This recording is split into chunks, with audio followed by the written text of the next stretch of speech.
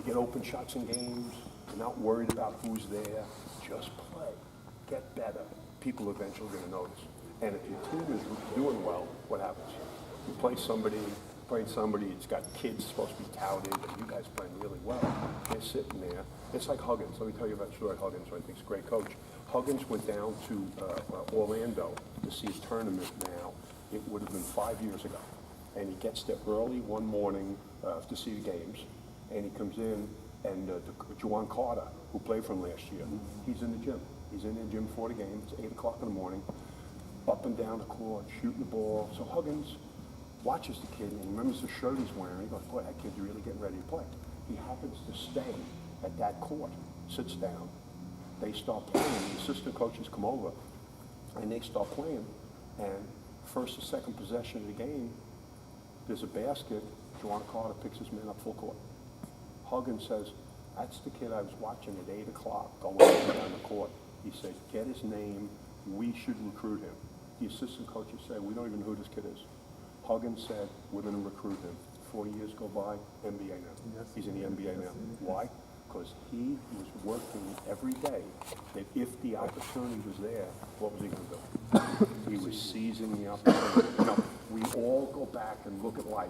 Every adult looks back and says to themselves, if only I had worked harder. Don't let that happen, because you're in the moment right now. There's nothing from keeping you from working at this every day in every area, watching film, you know, asking questions, things that you don't like to do. You know, you haven't to this point been a dig-in defender, but you find out here, wow, if I just become so annoying that somebody's watching this particular kid play, like Kyle Anderson guarded Wiggins. Right? Wiggins had 12 points in the first quarter when we played him back a few years ago in Jersey here. Wiggins has 12 points in the first quarter, and we take the kid off and we say, Kyle, you're going to have to guard him now. He scored 7 points the rest of the game.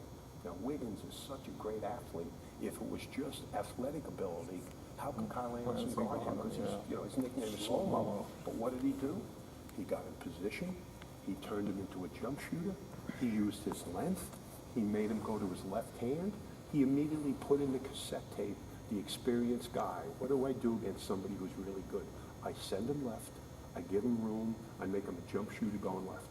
And if I'm not sure, when I'm closing out on guys, when I'm closing out on a shooter, is he a shooter or he's an athlete? If I'm closing out on a guy who's a shooter, how do I have to go out on him? Hard, 2 hands up. If I'm closing on an athlete, what do? I can go out and take my time because I expect him to shot fake and try to do what? Take me.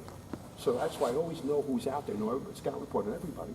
Because if I helped, like we're saying today, like you can leave a guy in the corner who's a non-shooter, particularly on the left side of the court, because that guy drives left, and you come in, he's probably going to run you over going left.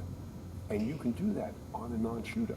But 90% of the time, the shooter on that side, you got to fake and stay home and shoot. But that's why always knowing who you, and we guard all different people, knowing that stuff all the time. I can go pick up grandkids. Okay. My wife's going to kill me. Thank you. The real boss will kill me. Enjoy working. Good luck. Thank you.